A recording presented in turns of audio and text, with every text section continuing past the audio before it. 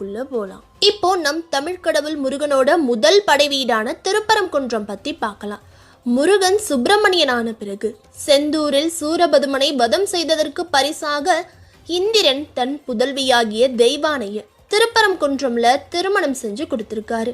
அதனால முருகப்பெருமான் இங்கு திருமண கோலத்தில் காட்சி கொடுக்கிறாரு. இங்க முருகன் கோவில் உள்ள குன்று சிவலிங்க வடிவில் அமைஞ்சிருக்கும். பரம்பொருளான சிவபெருமானே லிங்க வடிவத்தில் குன்றா இருக்கதால பரங்குன்றநாதர்ங்கிற பெயரோடு திரு சேர்க்கப்பட்டு திருப்பரங்குன்றம் என்று ஆகியிருக்கு.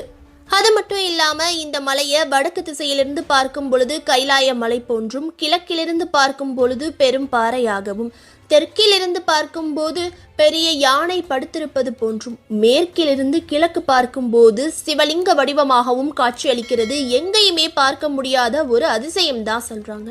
ஒரு முறை கைலாயத்தில் சிவபெருமான் பார்வதி தேவிக்கு ஓம் எனும் பிரணவ மந்திரத்தை